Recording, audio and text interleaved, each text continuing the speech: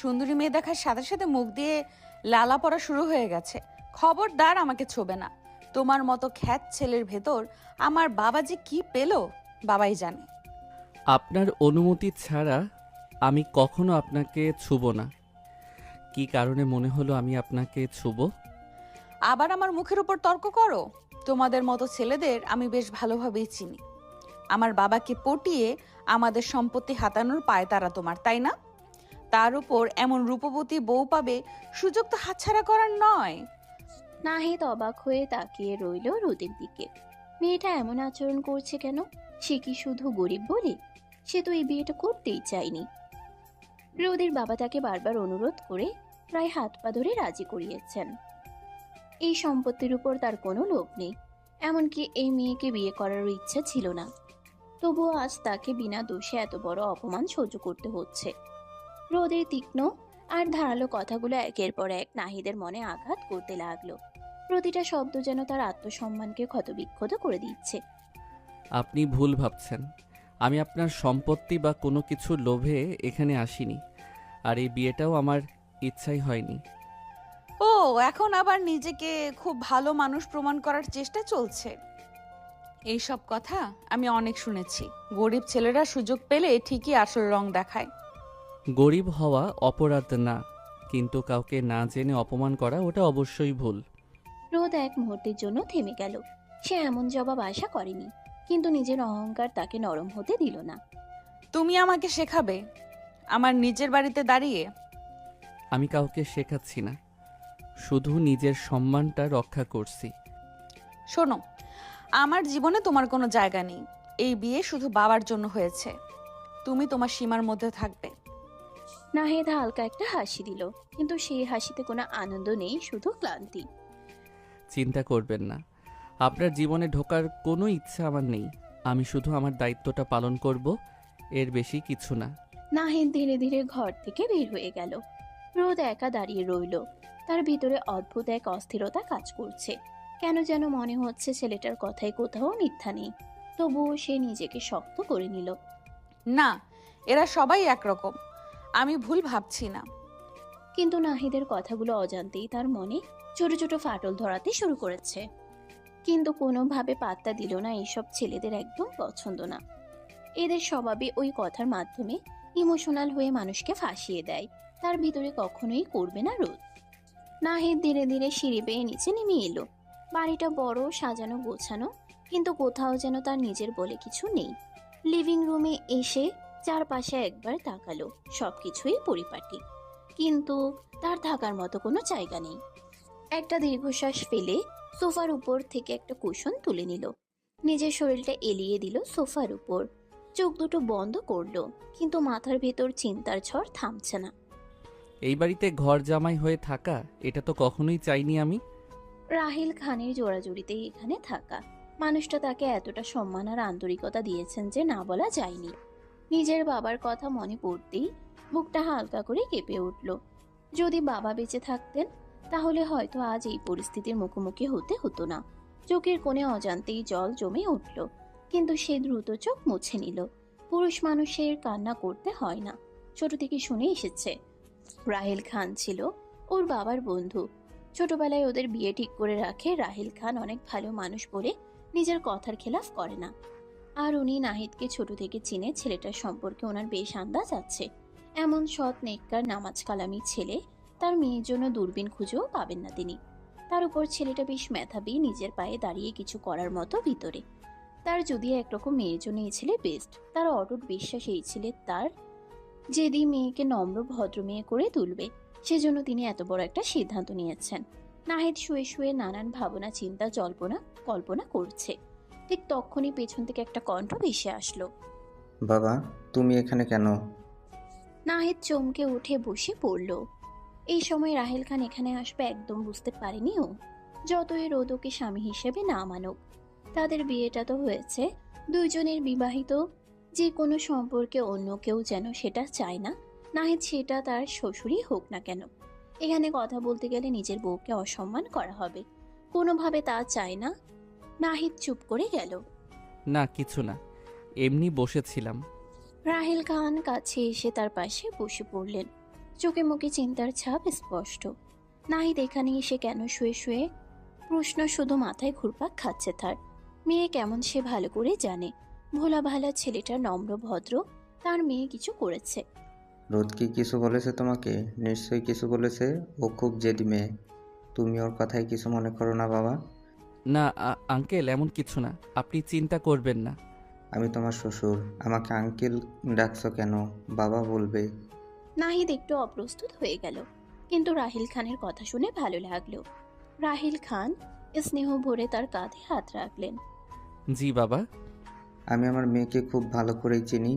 বাইরে থেকে ও যতই কঠিন মনের হোক, ভেতরে একদম নরম। সময় লাগবে, কিন্তু ঠিক হয়ে যাবে। আমি কালই ওর সাথে কথা বলবো। না বাবা, প্লিজ ওর সাথে এই নিয়ে কিছু বলবেন না। কেন? ও স্বাধীন চেতা মেয়ে। আমি চাই না ওর জীবনে আমার কারণে কোনো চাপ আসুক। আপনি কিছু বললে ও হয়তো ভাববে আমি আপনাকে বলেছি, সেটা আমি চাই না। রাহিল খান কিছুক্ষণ চুপ করে থাকলেন। ছেলেটার উপর আরো ভালো লাগা কাজ করলো। কি সুন্দর পরিস্থিতি বুঝে নিতে পারে, তার মেয়েকে সম্মান করে। এই যুগে এমন ছেলে পাওয়া কঠিন। তুমি অনেক ধৈর্যশীল ছেলে নাহিদ। বাবা, একটা কথা ছিল। বলো। আমি ভাবছিলাম আমি যদি গ্রামের বাড়িতে ফিরে যাই, অফিসের কাজগুলো আমি ওখান থেকেই ম্যানেজ করতে পারবো। এখানে থাকাটা মানে সবার জন্যই হয়তো একটু অস্বস্তিকর হচ্ছে। তুমি চলে যেতে চাও? হ্যাঁ, মানে এটাই ভালো হবে মনে হয়। আমি আমার দায়িত্ব পালন করব, কিন্তু দূর থেকে। এতে কারোর ওপর কোনো চাপও থাকবে না। লিভিং রুমে এক মুহূর্তের জন্য নিস্তব্ধতা নেমে এলো। রাহিল খান গভীরভাবে নাহিদের দিকে তাকিয়ে রইলেন। ছেলেটার চোখে কোনো অভিযোগ নেই, শুধু ক্লান্তি আর আত্মসম্মানের নীরব দাবি। আমি তোমাকে জোর করে আটকে রাখবো না, কিন্তু একটা কথা মনে রেখো, এই বাড়িটা তোমারও। নাহিদ কিছু বলল না, শুধু মাথা নত করে বসে রইল। পরের দিন সকালটা ছিল অদ্ভুত নীরব। বাড়ির ডাইনিং টেবিলে সবাই বসে নাস্তা করলেও যেন কারোর মাঝেরই স্বাভাবিকতা নেই। নাস্তা শেষ হতেই নাহিদ ধীরে ধীরে উঠে দাঁড়ালো। বাবা, আমি তাহলে উঠি। উঠি মানে কোথায় যাচ্ছ একা? আমি গ্রামের বাড়িতে চলে যাচ্ছি, যেমনটা বলেছিলাম।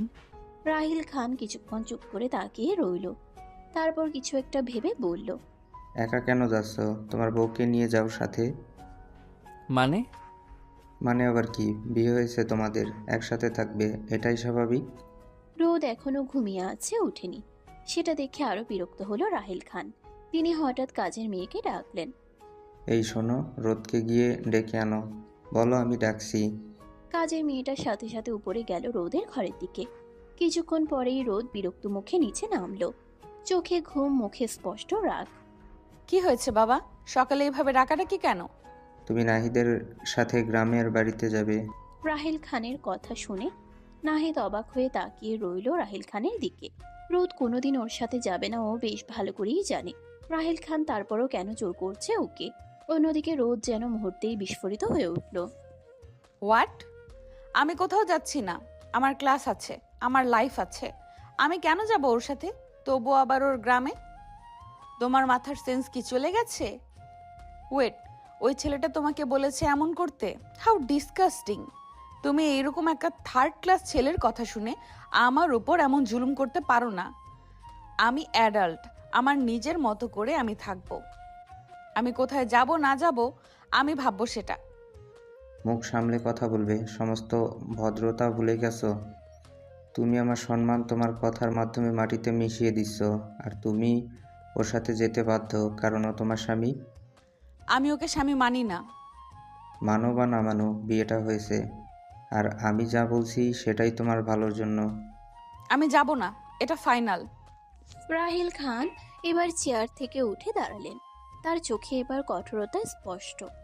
ঠিক আছে, তাহলে শোনো, তুমিও যদি না যাও তাহলে আমার কোনো সম্পত্তির ওপর তোমার অধিকার থাকবে না। বাবা, তুমি আমাকে এভাবে ব্ল্যাকমেল করছো?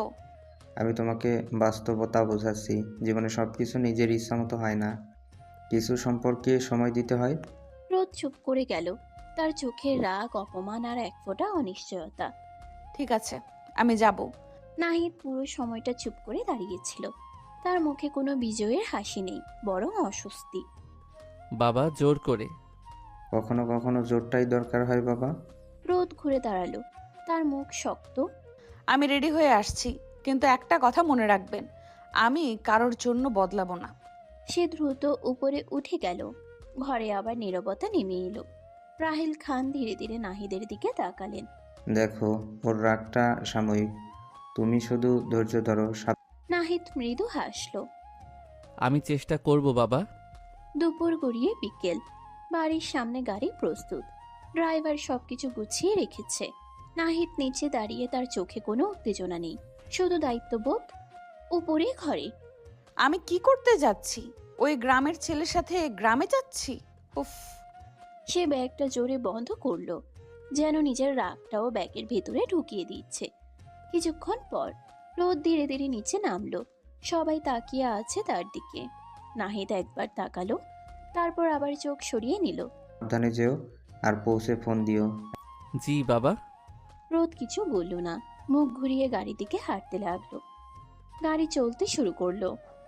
শহরের কোলাহল ধীরে ধীরে কমে আসছে। দুজনের মাঝখানে অদৃশ্য একটা দেয়াল। নাহিদ জানালার বাইরে তাকিয়ে। রোদ ফোনে ব্যস্ত, কিন্তু আসলে সে শুধু স্ক্রল করছে, মন নেই। একটা কথা বলবো? বলুন। আমার সাথে বেশি কথা বলার চেষ্টা করবেন না। আমি সাইলেন্স পছন্দ করি। ঠিক আছে। এত সহজ উত্তর পেয়ে রোদ একটু থেমে গেল। সে ভেবেছিল তর্ক হবে। কিছুক্ষণ পর গাড়ি একটা ছোট দোকানের সামনে থামলো। কেন থামলো? আপনি সকাল থেকে কিছু খাননি, একটু কিছু খেয়ে নিন।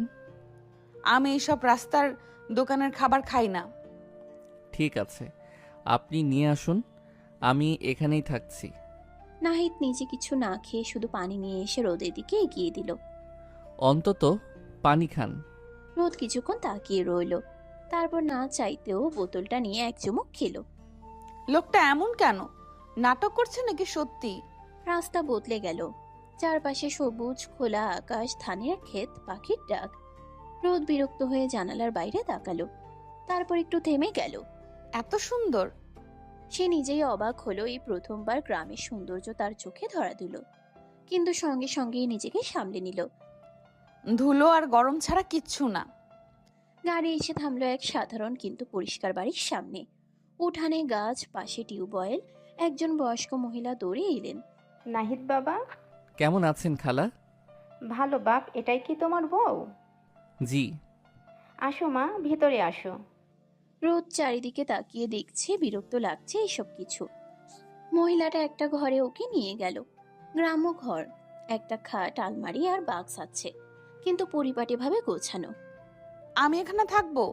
একটা ছোট মেয়ে দৌড়ে এসে নাহিদের হাত ধরলো। ভাইয়া, তুমি এতদিন পর এলে কেন? কাজ ছিল রে পাগলি। আর এই আপুকে? এটা তোমার ভাবি।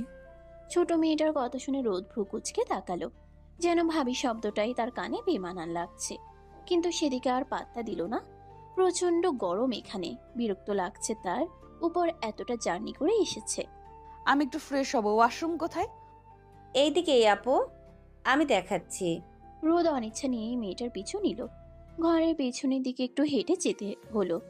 চারপাশে খোলা জায়গা, গাছপালা, আর একটু দূরে টিনের তৈরি একটা ছোট ঘর। এটা আমাদের ওয়াশরুম আপু।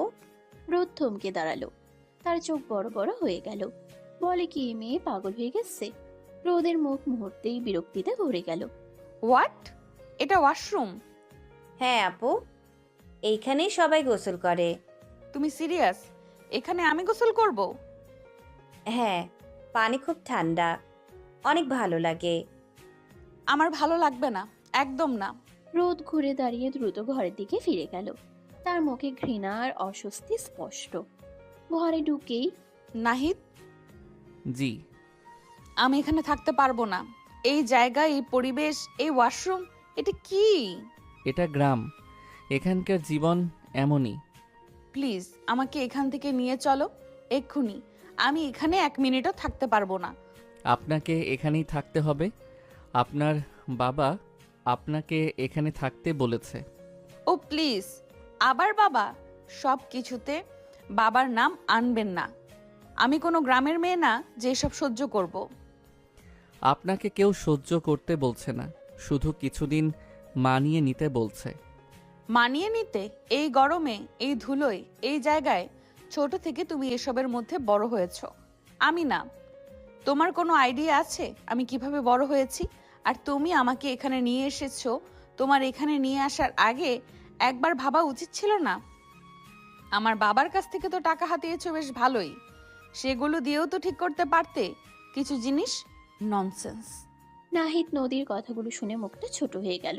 সে তো কোনো টাকাই নেয়নি, না বিয়েটা করতে চেয়েছে, তবু এত অপমান সহ্য করতে হচ্ছে। ঠিক তখনই একটা হাত পাখা নিয়ে সেই ছোট মেয়েটা এসে দাঁড়ালো। আপু, গরম লাগছে? আমি বাতাস করি? না, দরকার নেই। আপু, তুমি শহর থেকে আসছো না? শহরটা কেমন? অনেক বড়? হ্যাঁ, অনেক বড়, আর তোমাদের এই গ্রামের মতো না। তুমি কি অনেক সুন্দর সুন্দর জায়গায় যাও? এত প্রশ্ন করো কেন? চুপ করে থাকতে পারো না? মেয়েটা একটু চুপ হয়ে গেল। তার মুখের হাসিটা ম্লান হয়ে গেল। নাহিদ তার বোনের সাথে এমন ব্যবহার করা দেখে বেশ খারাপ লাগলো।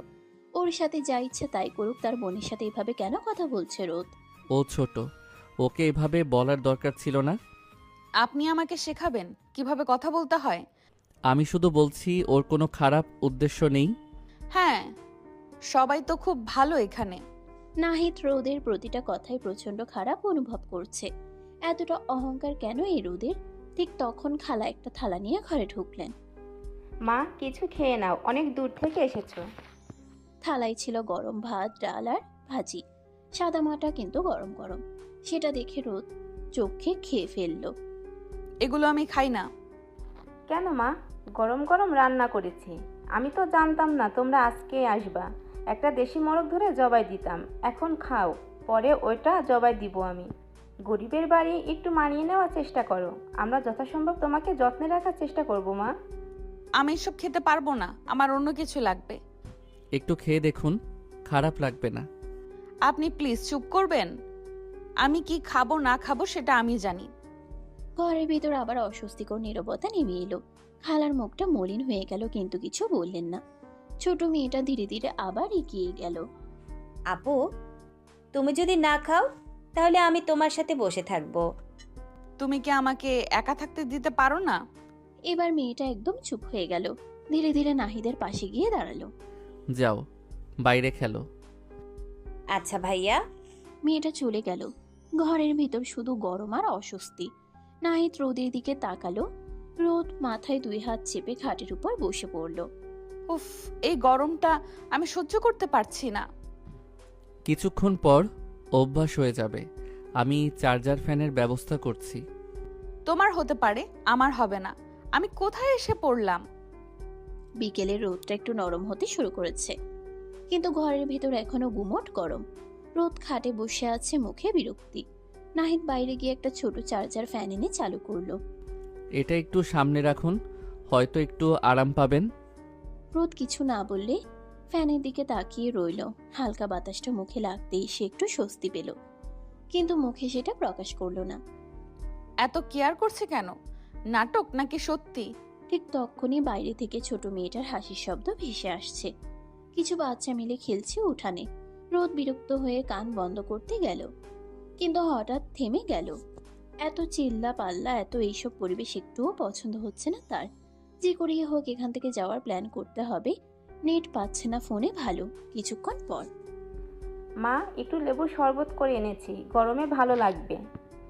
রাখুন। খালা হালকা হাসলেন, গ্লাসটা রেখে চলে গেলেন। রোদ গ্লাসটা হাতে নিয়ে একটু চুমুক দিল, খারাপ না তো? কিন্তু সঙ্গে সঙ্গে নিজেকে সামলে নিল। ঠিক আছে। সন্ধ্যার সময় গ্রামে সন্ধ্যা নামে অন্যরকম ভাবে। মসজিদ থেকে আজানের ধ্বনি ভেসে আসছে। চারপাশে এক ধরনের শান্তি। নাহিদ উঠানে দাঁড়িয়েছিল। সে ধীরে ধীরে হাত তুলে দোয়া করলো, তারপর নামাজ পড়তে বসলো। রোদ দরজার আড়াল থেকে তাকিয়ে আছে, কিন্তু সঙ্গে সঙ্গে নিজেকে সামলে নিল। সন্ধ্যার সময় গ্রামে সন্ধ্যা নামে অন্যরকম ভাবে। মসজিদ থেকে আজানের ধ্বনি ভেসে আসছে। চারপাশে এক ধরনের শান্তি। নাহিদ উঠানে দাঁড়িয়েছিল। সে ধীরে ধীরে হাত তুলে দোয়া করলো, তারপর নামাজ পড়তে বসলো। রোদ দরজার আড়াল থেকে তাকিয়ে আছে। এখনো এসব করে? শহরে কেউ এত নিয়ম মেনে চলে না। কিন্তু তার চোখে এক ধরনের অদ্ভুত শান্তি ধরা পড়ল, যেটা সে নিজে অনেকদিন অনুভব করেনি। মা, রাতের খাবার রেডি, এবার না বলো না। রোদ একটু চুপ করে রইল। পেটটা হালকা কাঁপছে। সকাল থেকে রীতিমতো কিছু খায়নি, তবে না খেয়ে থাকলে অসুস্থ হয়ে যাবে। আরও একদম খিদে সহ্য করতে পারে না, তবে এতক্ষণ না খেয়ে আছে। একটু খেয়ে নিন, না খেলে শরীর খারাপ করবে। রোদ এবার তর্ক করল না, ধীরে ধীরে এসে বসে পড়ল। খালা ভাত, ডাল আর আলু ভাজি তুলে দিলেন। রোদ সন্দেহ নিয়ে প্রথম লোকমাটা মুখে দিতে এসে থেমে গেল, এত ভালো লাগছে কেন? কিন্তু মুখে বলল। খারাপ না। নাহিদের মুখে হালকা হাসি ফুটল, কিন্তু সে কিছু বলল না। রাত গভীর হলে বিদ্যুৎ চলে গেছে, চারপাশে অন্ধকার, শুধু হারিকেনের আলো। হোয়াট? এখানে কারেন্টও থাকে না? মাঝে মাঝে। আমি ঘুমাতে পারবো না। ভয় লাগছে? না, ভয় না, মানে নাহিদ, জি। তুমি এখানে একা থাকো এতদিন? হ্যাঁ। বোর লাগে না? না, অভ্যাস হয়ে গেছে। রোদ চুপ করে গেল। মাথায় একটা দারুণ বুদ্ধি খেটেছে। একে দিয়ে এখান থেকে বের হবে বাবা তাইলে কিছু বলতে পারবে না। নাহিদের দিকে তাকালো, দেখলো নিচে কপালে হাত দিয়ে শুয়ে আছে। নাহিদ, একটা কথা বলি, শোনো। বলুন। আমার এখানে ভালো লাগছে না, একদমই না। এই পরিবেশে আমি থাকতে পারছি না। ছোট থেকে আমি অন্যভাবে বড় হয়েছি, তুমি তো বুঝতেই পারছো। প্লিজ তুমি একটু বাবাকে বলো না। তুমি বললে উনি শুনবেন, আমি বললে উনি গুরুত্ব দেবেন না। নাহিদ চুপ করে রইল। রোদ একটু এগিয়ে এসে বলল, তুমি বলবে তোমার কাজের জন্য আমাকে নিয়ে যেতে হবে। তুমি এখানেও থাকতে চাও না, এমন কিছু একটা ম্যানেজ করো প্লিজ। আমি এখানে আর থাকতে পারবো না। আচ্ছা, আমি কথা বলবো। রোদ কিছুক্ষণ তাকিয়ে রইল, তারপর ঠোঁটের কোণে একটা ছোট বিজয়ের হাসি ফুটে উঠল। হয়ে গেছে, এবার এখান থেকে বের হওয়া যাবে। পরদিন সকাল। সকালের আলো উঠোনে ভরে গিয়েছে। পাখির ডাক, হালকা ঠান্ডা বাতাস, সব মিলিয়ে গ্রামের আরেকটা সুন্দর সকাল। কিন্তু রোদের মধ্যে কোনো আগ্রহ নেই। সে তাড়াতাড়ি উঠে রেডি হয়ে নিল। মা, এত সকাল উঠে পড়েছো, একটু নাস্তা করে যেও। না, লাগবে না, দেরি হয়ে যাবে। আবার আসবা তো মা, তোমাকে খুব ভালো লেগেছে। এইসব কোনো কথায় কান দিতে ইচ্ছে করছে না। এখন খুশি খুশি লাগছে এটা যে বাড়ি যেতে পারবে, এই পরিবেশ থেকে মুক্তি পেয়ে যাবে। এত তাড়াতাড়ি একবারও ভাবিনি রোদ। ভেতরে বিরক্ত হলেও মুখে হালকা হাসি টানলো। দেখা যাবে। আপু, তুমি আবার আসবা, আমরা খেলবো। ছোট মেয়েটা দৌড়ে এসে রোদের হাত ধরলো। রোদ হাতটা আস্তে করে ছাড়িয়ে নিল। হ্যাঁ, দেখি। বিদায়ের সময় খালা দরজার পাশে দাঁড়িয়ে, চোখে মায়া। ছোট মেয়েটা একদম চুপ, শুধু নাহিদের হাত ধরে আছে শক্ত করে। ভাইয়া, আবার কবে আসবা? খুব তাড়াতাড়ি। তুমি ভালো করে পড়াশোনা করবে, ঠিক আছে? মেয়েটি মাথা নেড়ে বলল।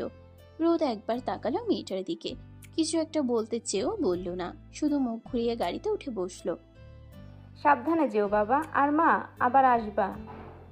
দেখি। গাড়ি ধীরে ধীরে চলতে শুরু করলো। গ্রামের সবুজ কাঁচা রাস্তা, সেই টিনের ঘর, সব পেছনে পড়ে যেতে লাগলো।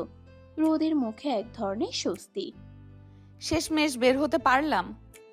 অন্যদিকে নাহিদ চুপচাপ জানালার বাইরে তাকিয়ে আছে, তার চোখে যেন একটু শূন্যতা। ঢাকায় ফিরে বিকেলের দিকে গাড়ি এসে থামলো বাড়ির সামনে। ড্রাইভার দরজা খুলে দিল। রাহেল খান দরজার সামনে দাঁড়িয়েছিলেন, চোখে অপেক্ষা। এত তাড়াতাড়ি চলে আসলে? বাবা, আমি বাসায় এসেছি, তুমি খুশি হওনি? রোদ মুখ গোমরা করে ফেলল। রাহেল খান মৃদু হেসে এগিয়ে এসে মেয়ের মাথায় হাত বুলিয়ে দিলেন। খুশি তো হয়েছি মা, কিন্তু মেয়েদের বিয়ের পর শ্বশুরবাড়িতে থাকা উচিত। প্লিজ বাবা, এই থার্ড ক্লাস মার্কা কথাবার্তা তুমি বলছো? সিরিয়াসলি? বাবা, আসলে আমার জবের জন্যই চলে আসতে হলো, কিছু জরুরি কাজ ছিল। তাই নাকি? জি। আর আমি ভাবছি আমি মেসে থাকবো, এখানে থাকবো না। রোদকে এখানে রেখে গেলাম। না, তুমি কোথাও যাবে না, এই বাড়িতেই থাকবে। কিন্তু বাবা। আমি যা বলেছি তাই হবে। নাহিদ চুপ করে গেল, সে আর কিছু বলল না। কিছুক্ষণ পর নাহিদ ধীরে ধীরে রোদের রুমে দরজার সামনে এসে দাঁড়ালো। কিছুক্ষণ ইতস্তত করে দরজায় নক করলো। কে? আমি। আসো। নাহিদ দরজা খুলে ভিতরে ঢুকলো। রুমটা আগের মতোই পরিপাটি, আধুনিক, ঠান্ডা। রোদ সোফায় বসে ফোন স্ক্রল করছিল। তুমি যেহেতু আমাকে এখানে নিয়ে এসেছো, তাই তুমি রুমে থাকতে পারো, কিন্তু একটা কথা মনে রাখবে, তুমি সোফায় থাকবে আর আমার আশেপাশে আসার চেষ্টা করবে না। ঠিক আছে। গুড। রাত ধীরে ধীরে নেমে এসেছে। ঘরের ভিতর নীরবতা, এসির হালকা শব্দ আর ফোনে স্ক্রোলের টিপ টিপ আওয়াজ ছাড়া কিছু নেই। নাহিদ চুপচাপ সোফায় এক কোণে বসে আছে। একটা ছোট ব্যাগ থেকে কাপড় বের করে গুছিয়ে রাখলো। এই ঘরে তার কোনো আলমারি নেই, কোনো নির্দিষ্ট জায়গা নেই, তবুও সে নিজের মতো করে মানিয়ে নেওয়ার চেষ্টা করছে। রোদ একবার তাকালো, তারপর আবার ফোনে চোখ নামিয়ে নিল। তুমি এত চুপচাপ থাকো কেন? কথা বলার মতো কিছু থাকলে বলি। ও, মানে আমার সাথে কথা বলার মতো কিছু নেই? আপনি তো নিজেই বলেছেন আপনি সাইলেন্স পছন্দ করেন। কথাটা শুনে রোদ একটু থেমে গেল। নিজের কথাই যেন নিজের বিরুদ্ধে চলে গেল। নিজের উপর বেজায় বিরক্ত হলো। কথাটা কোনো রকম ঘোরানোর চেষ্টা করলো। ঠিক আছে, এত সিরিয়াস হওয়ার দরকার নেই। তোমার গ্রামের বাড়ি থেকে এত তাড়াতাড়ি চলে আসতে সমস্যা হলো না? সমস্যা হলে কি আসতাম? তুমি কি সত্যিই আমার জন্য এসেছো? আপনি তো তাই চেয়েছিলেন। আমি তো বলেছিলাম তুমি ম্যানেজ করে বলো। আমি ম্যানেজ করিনি, সত্যি কাজ ছিল। লোকটা এমন কেন? একবারও আমাকে দোষ দিচ্ছে না। তারপর নিজেই নিজের উপর বিরক্ত হলো আবার। এই ছেলেকে কোনো মতে বিশ্বাস করা যাবে না। এরা প্রথম এমন ভালো সাজার নাটক করবে, পরবর্তীতে আসল রূপ দেখাবে। এর শায়েস্তা করা লাগবে। সমস্ত ভদ্রগিরি বের করে দিব এবার। পরের দিন সকালবেলা রোদ আর নাহিদ জানতে পারলো রাহিল খান বাড়িতে থাকবে না। অফিসের কাজে তাকে বাইরে যেতে হবে। এটা শুনে রোদ বেশ খুশি হলো। বাবা থাকবে না, এই সুযোগে এই ছেলের অবস্থা টাইট করে ছাড়বে ও। নাহিদকে সাথে নিয়ে কলেজের উদ্দেশ্যে রওনা হলো। কলেজে এসে গাড়ি থেকে নেমে রোদ নাহিদের দিকে তাকিয়ে বলল, আমার অনেক খিদে পেয়েছে, আমার জন্য খাবার ম্যানেজ করো। আমি স্যান্ডউইচ খাবো। অবশ্যই বাসাটা হতে হবে। তুমি বাসায় গিয়ে আবার স্যান্ডউইচ নিয়ে আসো। আচ্ছা, আমি নিয়ে আসছি, আপনি ততক্ষণ ক্লাস করুন। নাহিদ বুঝতে পারছে নদী তাকে অপমান করতে চাচ্ছে, তবু কিচ্ছু মনে করলো না। কতদূর কি করতে পারে দেখতে চাই শুধু। নদীও নাহিদের দিকে তাকালো। নাহিদ এক কথায় রাজি হয়ে যাওয়ায় একটু অবাক হলো, তবু পাত্তা দিল না। সামনে এগিয়ে এসে দেখলো ওর বন্ধু বান্ধব সব দাঁড়িয়ে আছে। তাদের দেখে এগিয়ে গেল, ওরাও এগিয়ে আসলো।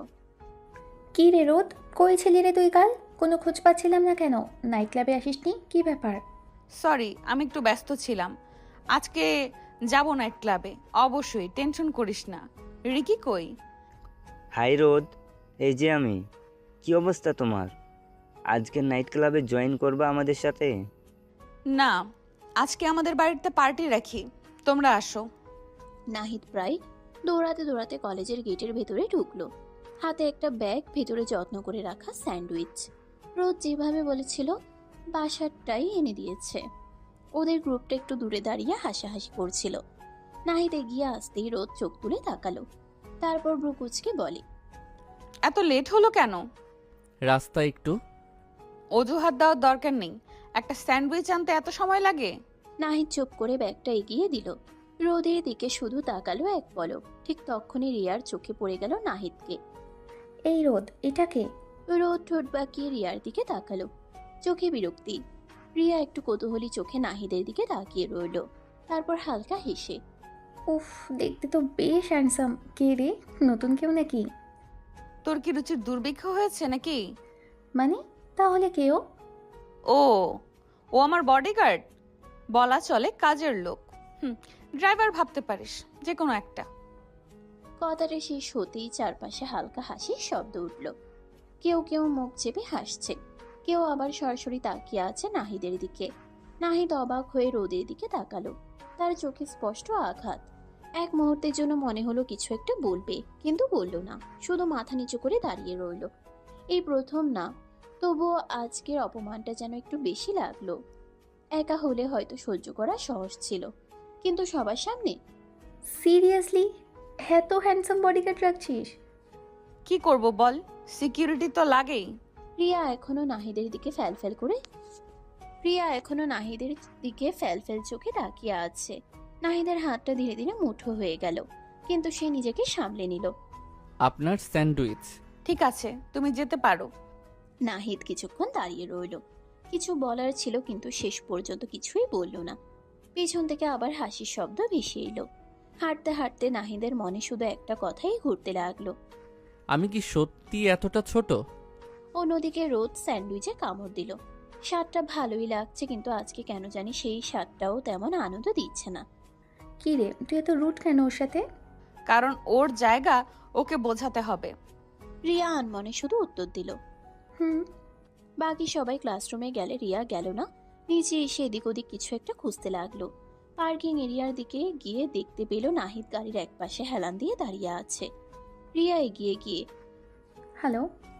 নাহিদ রিয়াকে দেখে প্রথমে চিনতে একটু কষ্ট হলো, কিন্তু পরে মনে পড়লো যে রোদের সাথে দেখেছে কিছুক্ষণ আগে। কিন্তু এই মেয়ে এখানে কিসের জন্য এসেছে, তাকে হ্যালো কেন বলছে? নাহিদ ভদ্রতার খাতিরে সালাম দিল। রিয়া একটু ইতস্তত বোধ করলো, কারণ ও এসেই ওকে হ্যালো বলেছে সালামের বদলে। তবুও হাসি মুখে সালামের উত্তর দিল। কিছু বলবেন ম্যাম? এই আপনি আমাকে ম্যাম কেন বলছেন? আমার নাম রিয়া, আমাকে রিয়া বলে ডাকতে পারেন। জি ম্যাম, অবশ্যই। আবার ম্যাম বলছেন? রিয়া ঠোঁট ফুলিয়ে একটু বিরক্তি দেখালো। নাহিদ একটু অপ্রস্তুত হয়ে গেল, কি বলবে বুঝে উঠতে পারছে না। না মানে অভ্যাস হয়ে গেছে।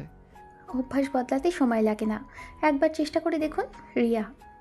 জি, রিয়া। নামটা বলতে গিয়েও যেন একটা সংকোচ কাজ করছিল তার মধ্যে। রিয়া সেটা লক্ষ্য করলো, কিন্তু কিছু বলল না, বরং অন্য প্রসঙ্গে গেল। আঙ্কেলের কাছ থেকে কিছুটা শুনেছে নাহিদ আর রোদের ব্যাপারে। নাহিদকে দেখে কিছুটা চিনতে পেরেছিল রিয়া। প্রথমে রোদের ব্যবহার বেশ অবাকই হয়েছে।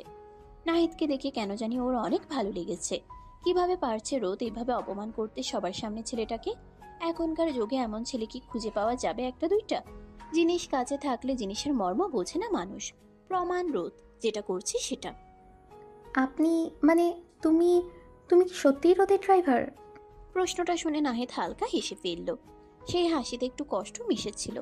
কি বলবে, যেখানে নিজের বউ সবার সামনে তাকে ড্রাইভার বলে পরিচয় করিয়েছে কাজের লোক, এখন যদি সত্যটা বলে রোদকে অপমানিত হতে হবে। সেটা নাহিদ কোনোভাবেই চায় না, কারণ রোদ এতে উল্টো ওকে আরো ভুল বুঝবে। মানুষ যা ভাবে আমি তাই। এইটা তো উত্তর না। সব প্রশ্নের সরাসরি উত্তর দেওয়া যায় না। ও যা বলল খারাপ লেগেছে তাই না? আমি কিন্তু তোমার আর রোদের ব্যাপারে কিছু কিছু জিনিস জানি, আঙ্কেল আমাকে বলেছে, তাই আমার থেকে না লুকোলেও চলবে। তোমাকে আমার খুবই ভালো লেগেছে, আমাকে তোমার বন্ধু বানাবে? রোদের কথাগুলো খুবই অপমানজনক লেগেছিল, আমি বুঝতে পারছি তোমার অনেক খারাপ লেগেছে তাই না? প্রশ্নটা খুব সহজ ছিল, কিন্তু উত্তরটা কঠিন। নাহিদ চোখ সরিয়ে নিল। এখন লজ্জা লাগছে, ও রিয়া সব জানে। ওর সামনে রোদ এভাবে বলল ওকে। না, অভ্যাস হয়ে গেছে। অভ্যাস হয়ে গেলেই কি কষ্ট লাগে না? সবার সামনে এমনভাবে কথা বলা ঠিক না, ও একটু বেশিই বলে ফেলে। ও যা বলে সেটা বলার অধিকার ওর আছে। কেন? কারণ আমি কিছুই না। কথাটা বলার সময় নাহিদ নিজের দিকে তাকালো, যেন নিজেকেই মাপছে। রিয়ার বুকটা কেমন যেন ধক করে উঠল। তুমি নিজেকে এত ছোট করে দেখো কেন? আমি ছোট না, আমার অবস্থান ছোট।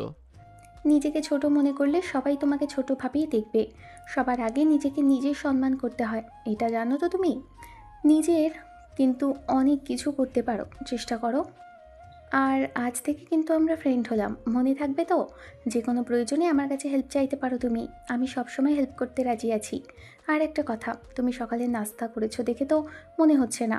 সকালের নাস্তা তো করোনি, আমি তোমাকে দিই। আরে আরে কি করছো রিয়া, লাগবে না। লাগবে না মানে? তুমি এখনই আমার সামনে খাবে, বন্ধু বলেছো, আবার বন্ধুর সাথে এমন ব্যবহার করছো। লাগবে নাকি মানে? বন্ধুর কাছ থেকে জিনিস কেড়ে নিয়ে খেতে হয়, বুঝেছো? নাহিদ তখন রিয়ার দিকে তাকালো সরলভাবে। মেয়েটা বেশ মিশুক, একটু তার সাথে কিভাবে মিশে গেল। রিয়া জোর করে নাহিদের হাতে একটা বিস্কিটের প্যাকেট আর পানির বোতল ধরিয়ে দিল। নাহিদ না পেরে সেই খেতেই হলো ওর দেওয়া খাবার। রিয়া কিছুক্ষণ পর ওইখান থেকে চলে গেল নাহিদের থেকে বিদায় নিয়ে। নাহিদ রোদের ক্লাস শেষ হওয়ার অপেক্ষা করছে। রাহেল খান ওকে দায়িত্ব দিয়ে গেছে রোদের দেখাশোনা করার জন্য। নাহিদ অনেকক্ষণ ধরে দাঁড়িয়ে রয়েছে, এদিকে রোদের দেখা মিলছে না। ভার্সিটি থেকে সবাই চলে যাচ্ছে, আস্তে আস্তে ফাঁকা হয়ে যাচ্ছে, কিন্তু রোদের দেখা এখনো মিলল না। আধা ঘন্টা পর রোদ আসলো, সাথে ওর বন্ধু বান্ধব। তাও তাদেরকে বিদায় দিয়ে রোদ নাহিদের সামনে এসে দাঁড়ালো। কি এভাবে হা করার মতো করে দাঁড়িয়ে আছো কেন? অনেক টায়ার্ড লাগছে, তাড়াতাড়ি বাসায় নিয়ে চলো। নাহিদ কোনো উত্তর দিল না। রোজ গাড়িতে ওঠার পর নাহিদ গিয়ে ড্রাইভ করা শুরু করলো। কিছুক্ষণের মধ্যেই বাড়ি চলে আসলো ওরা। বাড়ি এসেই রোদ নিজের রুমে চলে গেল। নাহিদ নিজের দিকে তাকালো। ঘেমে একাকার হয়ে গেছে, তার শরীর নিজেরও ফ্রেশ হওয়া দরকার। কিন্তু কি করবে এখন? ও সমস্ত জামা কাপড় রোদের রুমে শিফট করা হয়েছিল। রাহিল খান এখন নেই, রোদ 1 মিনিট ওই রুমে থাকতে দিবে না ওকে, ও বেশ ভালোই জানে। কিন্তু কি করার, ফ্রেশ তো হতেই হবে। সে ভাবনা ভেবেই রোদের রুমের দিকে হাঁটা ধরলো। রুমে এসে নক করলো 2-3 বার, কিন্তু ভিতর থেকে কোনো সাড়া শব্দ পেল না। হালকা ধাক্কা দিতে দরজাটা খুলে গেল। নাহিদ ভাবলো ব্যাগটা নিয়েই চলে আসবে। রোদ মনে হয় ওয়াশরুমে এটাই সুযোগ, তাই যেই ভাবনা সেই কাজ। নাহিদ দূরত্ব গিয়ে নিজের ব্যাগ হাতে তুলে পিছনে ঘুরে আসতে নিলে জোরে ধাক্কা খেল রোদের সাথে। রোদ ওয়াশরুম থেকে শুধু একটা টাওয়াল পরা রয়েছে। ধাক্কাটা এত হঠাৎ ছিল যে দুজনেই কিছুক্ষণ স্থির হয়ে গেল।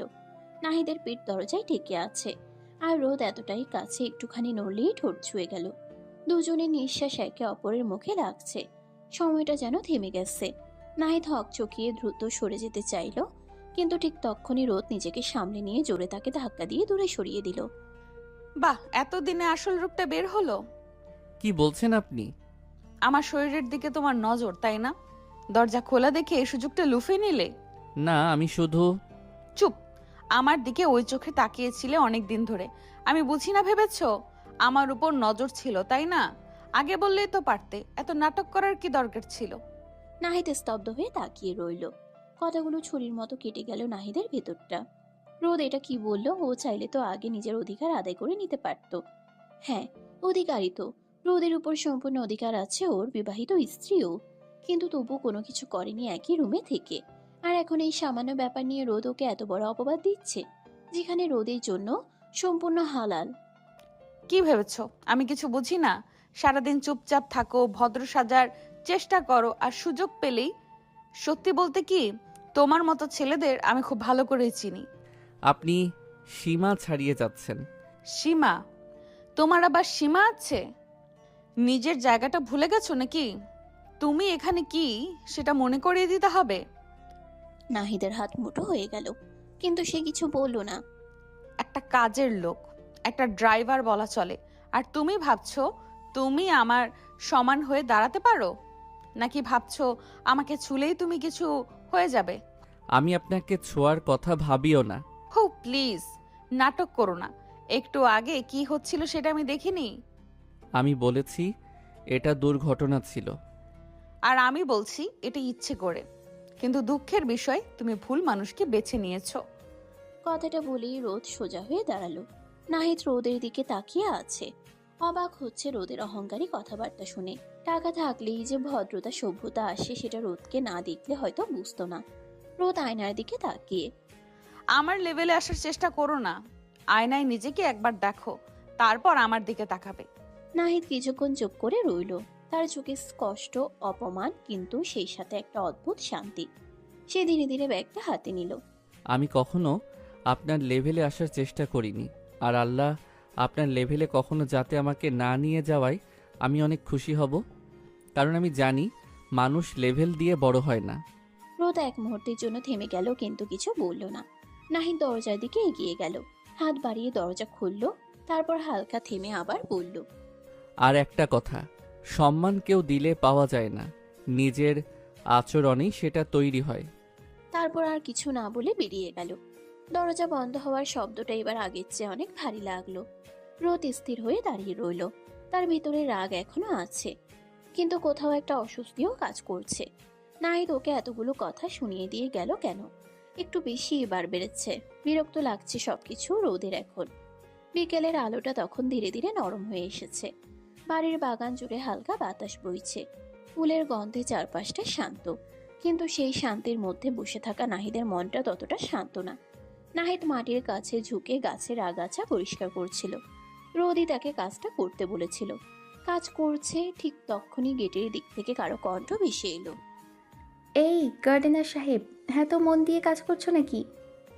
নাহিদ মাথা তুলে তাকালো। রিয়াকে দেখে একটু অবাকই হলো। ওর হাতে একটা ছোট ব্যাগ, চোখে সে আগের মতো হাসি। রিয়া এখানে কি করছে? নিশ্চয়ই রোদের সাথে দেখা করতে এসেছে। ভদ্রতার খাতিরে নাহিদ রিয়াকে সালাম দিল। রিয়া সালামের উত্তর দিল। আপনি মানে তুমি এখানে? কেন আসতে পারি না নাকি? নাকি এই গার্ডেনও প্রাইভেট? না না, সেটা না, মানে হঠাৎ সামনে দেখলাম তো সেজন্য। রোদ ম্যামের সাথে দেখা করতে এসেছো? হঠাৎ না। হ্যাঁ, রোদের সাথে দেখা করতে এসেছিলাম, কিন্তু এখন তোমাকে গার্ডেনের কাজ করতে দেখে আমি এসেছি তোমাকে হেল্প করতে। ধরে নাও। বলেই রিয়া জুতো খুলে একেবারে নাহিদের পাশে বসে পড়ল। হাত বাড়িয়ে একটা ছোট গাছের পাশে আগাছা তুলতে শুরু করলো। আরে তুমি এটা করছো কেন? নোংরা হয়ে যাবে। নোংরা হলে কি হবে? মানুষ তো আর নোংরা হয় না। আর তুমি পারলে আমি পারবো না কেন? নাহিদ কিছুক্ষণ চুপ করে তাকিয়ে থাকলো। মেয়েটার এই সহজ স্বভাবটা তার ভালো লাগছে, কিন্তু সে সেটা প্রকাশ করলো না। কিন্তু রিয়া তার সাথে এই কাজ করছে, রোদ যদি দেখে তখন আবার উল্টো ওকেই দোষারোপ করবে। তার বান্ধবীকে দিয়ে কেন কাজ করাচ্ছি? একটা কথা বলি? বলো। তুমি হাসলে তোমাকে অনেক ভালো লাগে। সবসময় তো সিরিয়াস থাকো কেন? সব সময় হাসার মতো কারণ থাকে না। তাহলে কারণ বানাতে হয়। বলেই রিয়া গাছের নিচ থেকে একটু কাদা নিয়ে নাহিদের নাকের উপরে দিয়ে দিল, আবার নিচের নাকেরও দিয়ে দিল। নাহিদ হেসে ফেললো এবার। রিয়ার কাণ্ড দেখে সত্যি অদ্ভুত লাগছে, কিন্তু ভালোও লাগছে। এই তো দেখেছো, হাসতে পারো তুমি। দুজনেই কাজ করতে করতে গল্পে মেতে উঠল। রিয়া ঘাস তুলতে তুলতে পুরো গা মাখিয়ে ফেলেছে। কেউ মাঝে মাঝে ইচ্ছা করে কাদা লাগিয়ে দিচ্ছে। নাহিদ নিজে রিয়ার কাণ্ড দেখে অবাক হচ্ছে। এত মিশুক এই মেয়েটা বড়লোকের মেয়ে হওয়ার পরেও ভিতরে বিন্দুমাত্র অহংকার নেই। আবার কি সুন্দর সালোয়ার কুর্তি পরে ভদ্রভাবে থাকে। এরই ভিতর রিয়া কিছু কাদা নিয়ে নাহিদের মাথায় লাগিয়ে দিল। এই পাগলি, কি করছো এটা? ধন্যবাদ এত বড় কমপ্লিমেন্ট দেওয়ার জন্য। হাসির শব্দটা বাগান জুড়ে ছড়িয়ে পড়ল।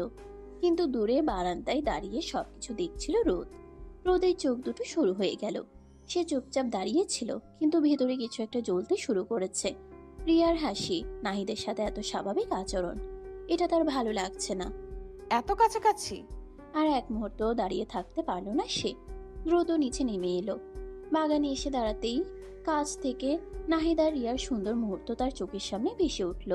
দুইজন কাদা মেখে ভূত হয়ে ঘাস তুলছে আর গল্প করছে, 32 পাটি দাঁত বের করে হাসছে।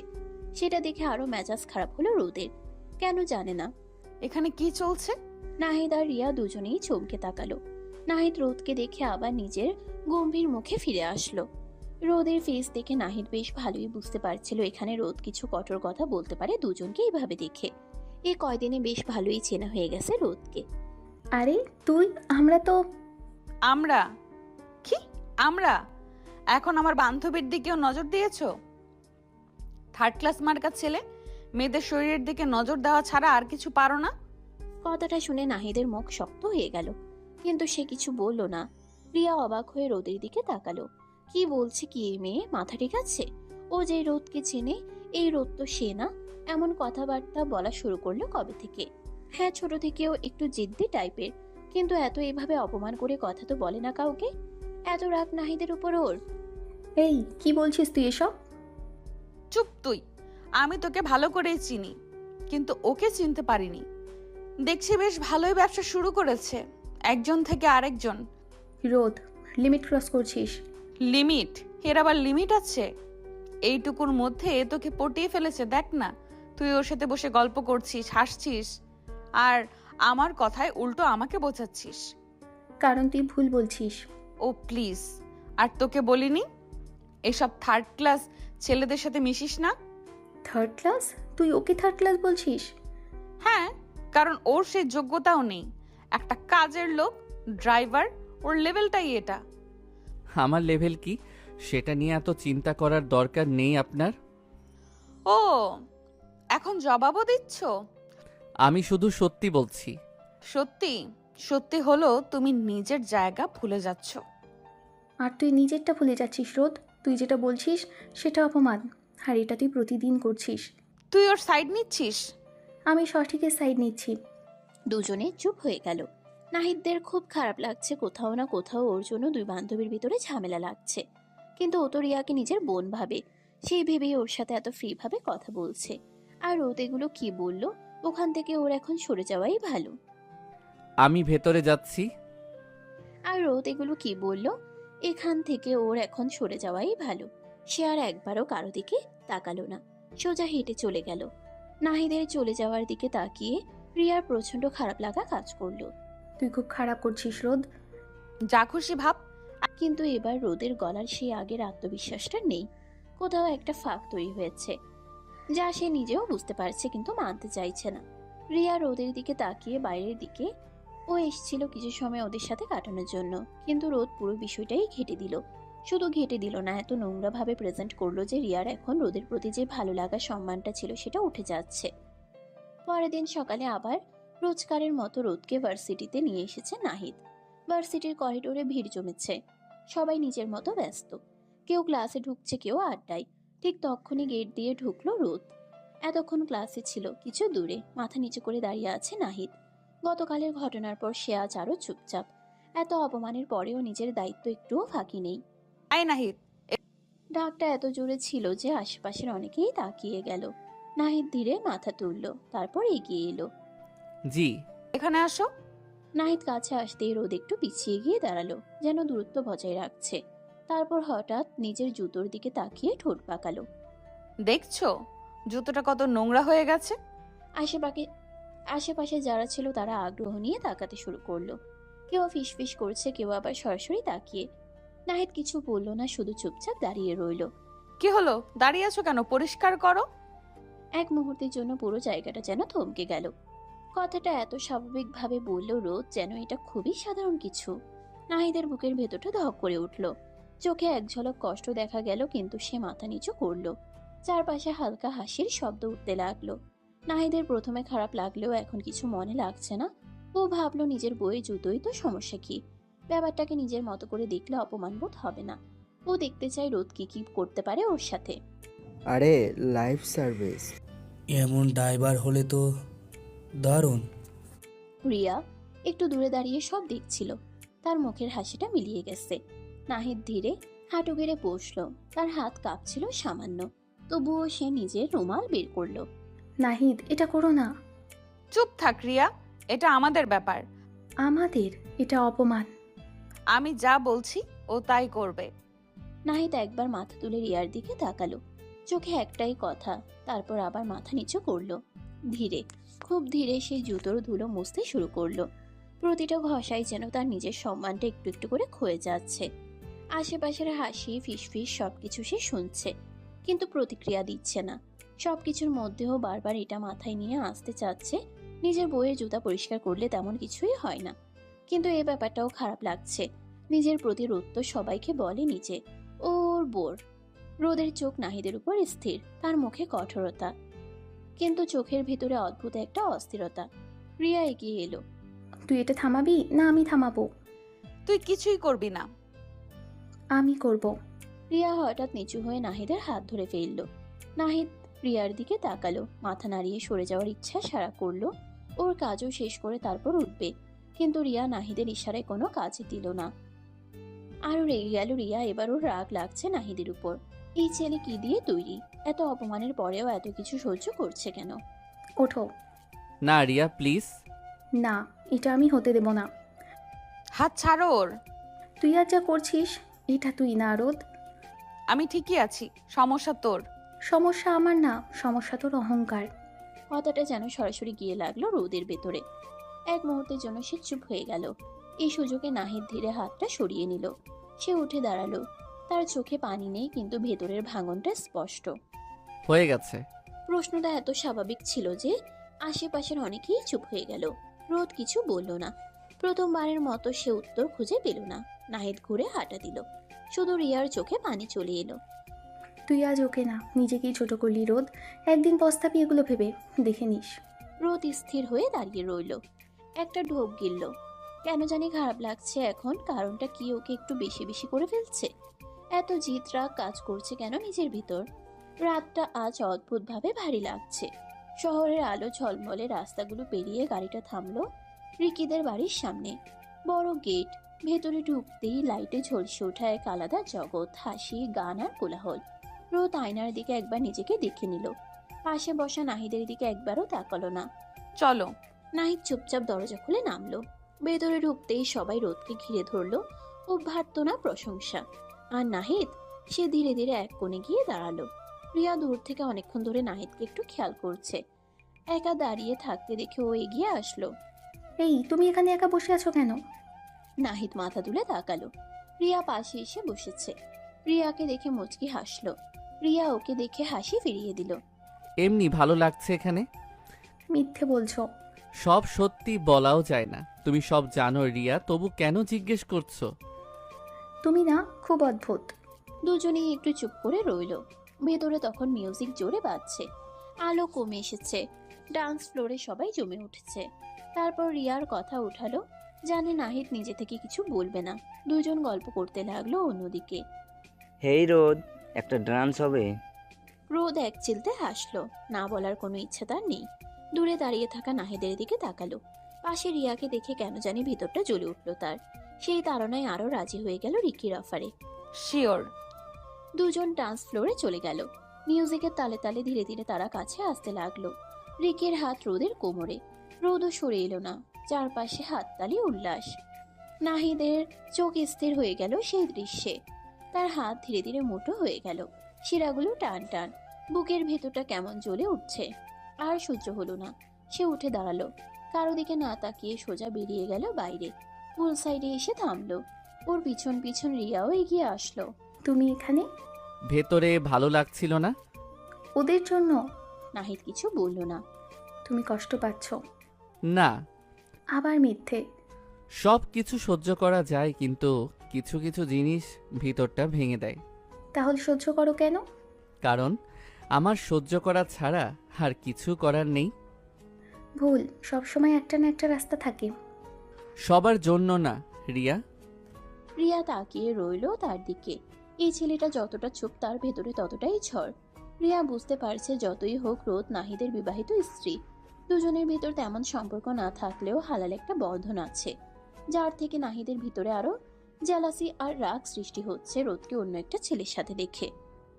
ডান্স শেষ হয়েছে। অন্যদিকে, ওয়াও, তুমি তো ফায়ার। থ্যাঙ্কস। চলো একটা ড্রিঙ্ক হয়ে যাক। না, আমি ড্রিঙ্ক করি না। আরে প্লিজ, এত সিরিয়াস কেন? একটু রিল্যাক্স করো। বললাম তো না। আরে গ্রামের মেয়ে নাকি, ড্রিঙ্ক করবে না মানে? রোদের ভ্রু কুঁচকে গেল। এই গ্রাম কথাটা শুনে ওর মাথায় আগুন ধরে গেল। কিন্তু চারপাশে সবাই তাকিয়ে আছে। রিকি গ্লাসটা এগিয়ে দিল। ট্রাস্ট মি, জাস্ট একটা সিপ। রোদ একটু দ্বিধা করলো, তারপর নিজেকে প্রমাণ করতে না বলতে না পারার এক অদ্ভুত চাপে গ্লাসটা হাতে নিল। রিকির চোখে তখন এক ঝলক অন্যরকম হাসি। রোদ জানে না সেই গ্লাসে শুধু ড্রিঙ্কস ছিল না, কিছু একটা মিশে গেছে যা সবকিছু বদলে দিতে পারে। রোদ ধীরে গ্লাসটা ঠোঁটে তুলল, ঢকঢক করে গিলে নিল। নেওয়ার পর বেশ ভালো লাগলো প্রথমে, নাকি বাজে গন্ধ আসলেও এখন ভালো লাগছে। রিকিকে ইশারা করলো আরো ড্রিঙ্ক দিতে। রিকি ঠোঁটে একটা গভীর হাসি ফুটলো। রোদকে একের পর এক ড্রিঙ্ক দিতে লাগলো। আস্তে আস্তে রোদের চোখ ঝাপসা হয়ে আসে। ওকে দেখে কাছে এগিয়ে এসে জিজ্ঞেস করলো, তুমি ঠিক আছে তো রোদ? তোমার কি মাথা ঘুরছে? তুমি চাইলে রুমে রেস্ট নিতে পারো। চলো আমি তোমাকে এগিয়ে দিয়ে আসি। বলেই রিকি রোদকে নিয়ে ওর রুমের দিকে গেল। রোদ এইদিকে কোনো কিছুর সেন্সে নেই, ড্রাগের তাড়নায় চোখ খুলতে পারছে না। রিকি রোদকে রুমে নিয়ে গিয়ে ওকে ছুড়ে দিল। তারপর রোদের দিকে তাকালে ভালো করে এত রেড কালারের গাউন পরা আছে, শরীরের সাথে লাল কালারটা বেশ মানিয়েছে। সেদিকে তাকিয়ে একটা বাঁকা হাসি দিল রিকি। কলেজের প্রথম দিন থেকে রোদের উপর নজর ছিল, কিন্তু কিছুতেই বাঘে পাচ্ছিল না। ও বেশ অবাক হলো কিছুদিন আগে রোদ নিজে থেকে ওর সাথে কথা বলতে আসতে দেখে। এই সুযোগ কিভাবে হাতছাড়া করবে রিকি কোনোভাবেই না। রিকি রোদের দিকে তাকিয়ে নিজের শার্ট খুলতে লাগলো, খুলে টান দিয়ে খুলে ফেললো। তারপর নিজের আলমারির কেবিন থেকে এক বোতল ওয়াইন বের করে ঢাকনা তুলে ঢকঢক করে খেতে লাগলো। খাওয়া শেষ হলে শব্দ করে বোতলটা টেবিলের উপর রেখে রোদের দিকে এগিয়ে যেতে লাগলো।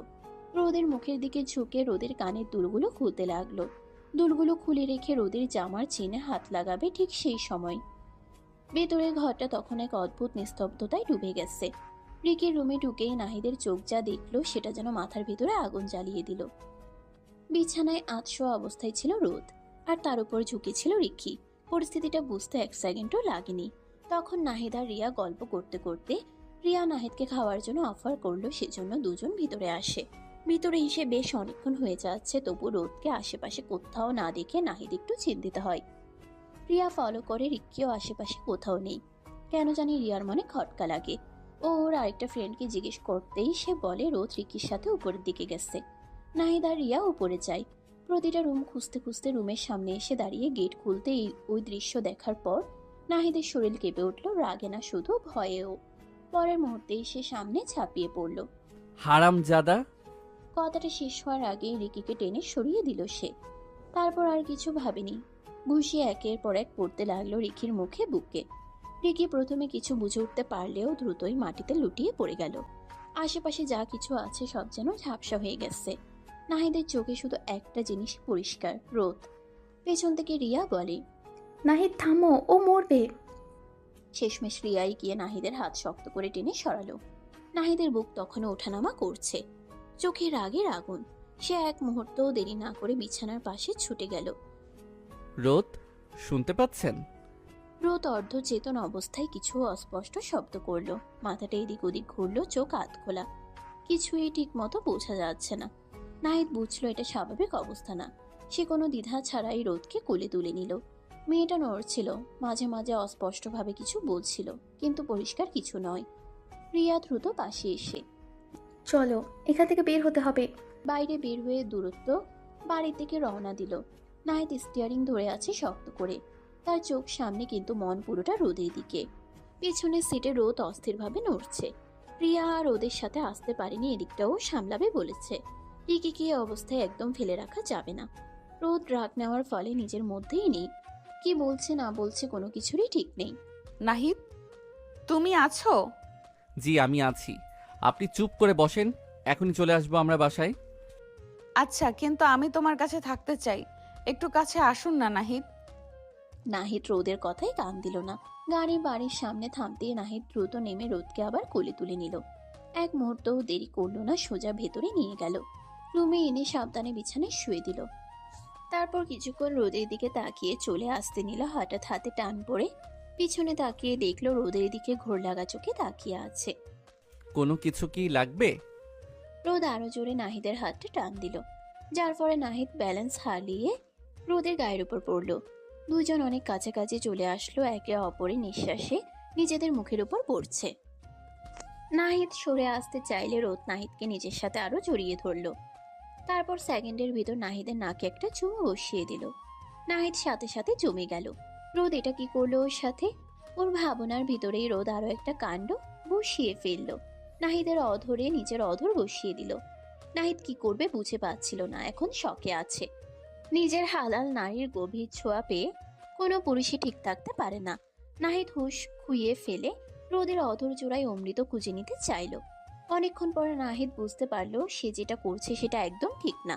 তাড়াতাড়ি করে রোদের থেকে সরে আসতে চাইলে রোদ দিল না, আরো জড়িয়ে ধরলো নাহিদকে। রোদ পাখি, যেটা করলে সেটা ঠিক না। আমি কিছু জানি না, আমার আদর চাই। রোদ পাখি, এইভাবে তো আদর দিতে পারবো না। তুমি তো আমাকে স্বামী হিসেবে মানো না, মানুষ হিসেবেই মানো না। সেখানে স্বামী হিসেবে মানাতে বিলাসিতা। সকাল হলেই সব ভুলে যাবে, তখন আমাকে ভুল বুঝবে। দূরে থাকো আমার থেকে, এটাই ভালো। প্লিজ এমন করো না, একটু আদর দাও। না না, একটু না, অনেক। আমার চাই, এক্ষুনি চাই। নাহিদ রোদের থেকে সরে এসে বসলো। অন্যদিকে রোদ হঠাৎ জামার চেন খুলে সেকেন্ডের ভিতর জামা খুলে টান মারলো। ইনারে হাত দিতে যাবে তার আগেই নাহিদ ওর হাত ধরে ফেলে। ও অবাক হয়ে গেছে রোদের কাণ্ড কারখানা দেখে। পাগল হয়ে গেছে এই মেয়ে, মাথা ঠিক আছে? কি করছে ও? সকালে যখন কিছু মনে থাকবে না, সমস্ত দায়ভার নাহিদকে নিতে হবে। কিন্তু রোদ তো নিজের ভিতর নেই। নাহিদের সাথে জোর জবরদস্তি করতে লাগলো। নিজেকে ছাড়িয়ে নেওয়ার জন্য জোর জবরদস্তির ভিতর নাহিদের নিঃশ্বাস আটকে গেল। রোদের গায়ে শেষ কাপড়টুকুও নেই। মেয়েটার চোখে ঘোর, ঠোঁটে অস্থির কাঁপুনি। ও নাহিদের শার্ট খামচে ধরে টানছে নিজের দিকে। আমাকে ছেড়ো না প্লিজ, আজ রাতে শুধু তোমাকে চাই। নাহিদের শরীরের প্রতিটা রক্তবিন্দু যেন বিদ্রোহ করছে। এত কাছে, এতটা আপন করে পাওয়া যে মেয়েটা দিনের আলোয় তাকে স্বামী হিসেবেই মানে না, সে আজ নিজেই ডাকছে। হালাল অথচ হারাম লাগছে মুহূর্তটা। নাহিদ দুই হাতে রোদের কাঁধ চেপে ধরলো, চোখে চোখ রাখলো। রোদ ফুপিয়ে উঠল, নাহিদের বুকে মুখ গুজে দিল। রোদ পাখি, আমার দিকে তাকাও। আমাকে চিনতে পারছো? চিনি, তুমি আমার নাহিদ, আমার শুধু তুমি। কথাগুলো শুনে নাহিদের বুকের ভেতরটা দুমড়ে মুচড়ে গেল। ইচ্ছে করছে এই পাগলামিটাকে প্রশ্রয় দিতে। এই ডাক উপেক্ষা করার শক্তি কোনো পুরুষের থাকে না। নাহিদের ঠোঁট নেমে এলো রোদের কপালে, একটা গভীর কাপা চুমু। তারপর চোখের পাতায় গালে। রোদ আরো আঁকড়ে ধরলো ওকে। ঠিক তখনই নাহিদের চোখ পড়ল রোদের ফাঁকা দৃষ্টিতে। ওর ঠোঁটে হাসি, কিন্তু চোখে কোনো বোধ নেই। ড্রাগের ঘোরে ডুবে থাকা একটা শরীর। মনটা কোথায় কে জানে। নাহিদের সমস্ত শরীর ঝাঁকি দিয়ে উঠল। সে ঝট করে রোদের থেকে 1 ইঞ্চি দূরে সরে গেল। 2 হাতে রোদের মুখটা তুলে ধরল।